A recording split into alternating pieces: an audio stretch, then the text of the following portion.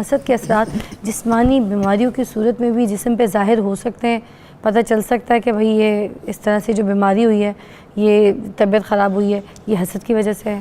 جی، روحانی جتنی بیماری ہیں، مثلا نظر بد ہے، روحانی بیماریوں میں اسیب ہے، روحانی بیماریوں میں حسد ہے، روحانی بیماریوں میں جادو ہے، ان تمام کا میڈیکلی لازمی اثر پڑتا ہے. مثلا باڈی تو آپ کی ہے، جسم تو آپ کا ہی ہے.